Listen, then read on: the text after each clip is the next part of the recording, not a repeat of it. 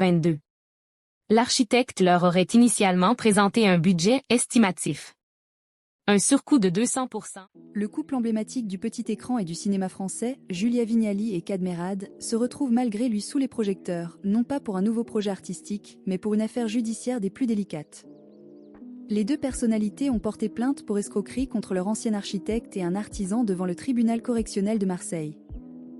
Au cœur du litige, la rénovation d'une charmante fermette située à Mary, en Bourgogne, un projet qui, selon leur dire, a viré au cauchemar financier. Ce qui devait être un havre de paix et une future résidence secondaire, acquise en 2021 et où le couple envisageait même de se marier à l'hiver 2022, s'est transformé en un gouffre financier. L'estimation initiale des travaux, présentée par l'architecte, s'élevait à 770 000 €. Une somme déjà conséquente, mais bien loin du coût final qui, d'après les plaignants, aurait atteint le chiffre astronomique de près de 2 millions d'euros. Un dépassement budgétaire exorbitant et ses conséquences dévastatrices. L'avocat du couple, Silvio Rossi-Arnaud, a clairement exposé la situation aux médias, décrivant un projet sympathique qui s'est transformé en cauchemar pour les époux Merad. Il a précisé que le budget initial de 770 000 €, couvrant l'acquisition foncière et les travaux, avait nécessité un prêt conséquent. La facture finale, à 1,9 million d'euros, représente une hausse vertigineuse de plus de 200%. Les répercussions de ce dépassement ont été dramatiques pour le couple.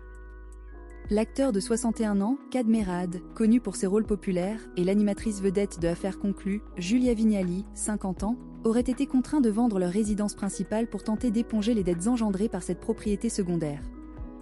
Une propriété qui, de surcroît, ne serait revendable qu'à perte, pour environ 1 million d'euros. Au total, le couple réclame la somme de 1,7 million d'euros en dédommagement des préjudices financiers et moraux subis. On a été complètement trompé, a affirmé Julia Vignali face au magistrat, soulignant l'absurdité des coûts. Déjà pour le toit et les murs, il y en avait pour plus d'1 million. Nous n'avons pas choisi des tuiles en or. La défense de l'architecte, contestation et contre-accusation de son côté, l'architecte incriminé, Elisa Q, a vigoureusement contesté les accusations de fraude.